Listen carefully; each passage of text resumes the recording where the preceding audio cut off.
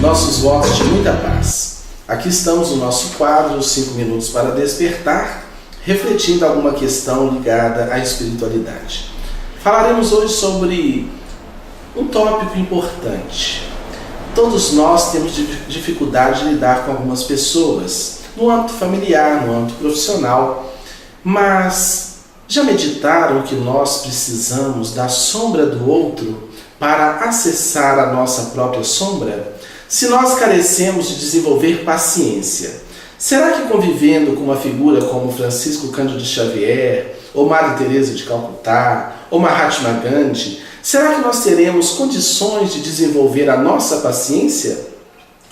Ou nós vamos precisar de pessoas difíceis, de pessoas temperamentais, de pessoas às vezes até ofensivas, agressivas, para burilar, para despertar esse valor em nós? Então nós precisamos da sombra do outro.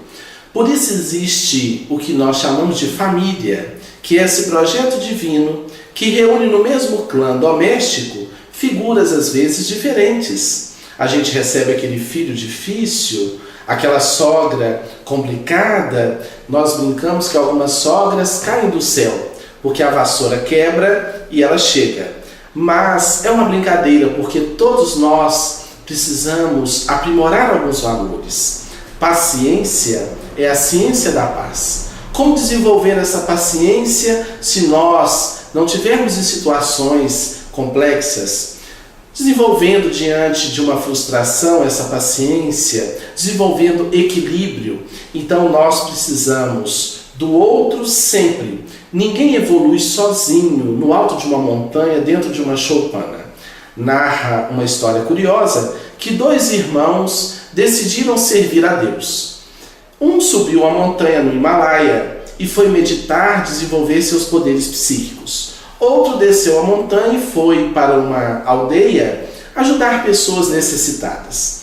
O indivíduo que havia subido a montanha desenvolveu poderes psíquicos fantásticos. Mas toda vez que ele pensava algo negativo, o gelo em derredor de si derretia com a sua força psíquica negativa.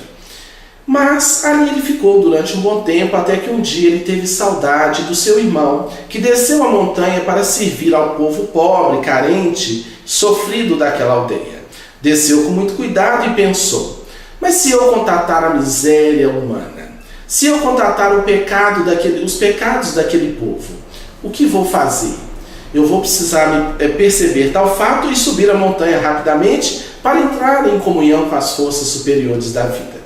Então ele pensou: eu vou levar uma bola de neve, de gelo, e se acontecer algo negativo do ponto de vista espiritual, esse gelo, essa neve vai derreter e eu imediatamente volto para o cume da montanha e volto a meditar e sintonizar com as forças superiores. Assim ele fez. Desceu a montanha, procurou saber onde estava o seu irmão e viu que o seu irmão estava numa choupana modesta, atendendo alguns necessitados, alguns sofredores, como se fosse um médico acolhendo aquele povo doente.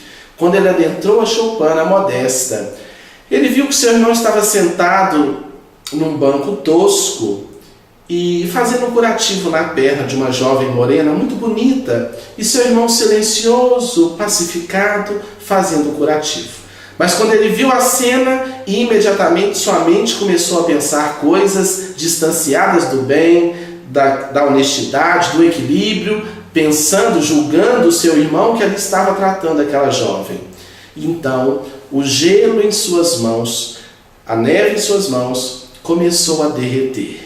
E aí ele pensou em subir a montanha, mas logo ele pensou: espere, o meu irmão parece tão tranquilo, servindo, atendendo, e eu nesse turbilhão de pecado, de julgamento, de crítica. Então ele se deu conta de que distante no alto da montanha é muito fácil meditar e orar, mas o difícil é descer a montanha para conviver. E seu irmão, que estava convivendo com o sofrimento humano, com o mundo, ele estava desenvolvendo equilíbrio interior, honestidade, amorosidade, afeição, respeito, estava cumprindo o seu papel. Então, o cristianismo é uma proposta de viver no mundo. O primeiro símbolo do cristianismo Não era a cruz, era o peixe. Interessante que o peixe é um símbolo muito bonito.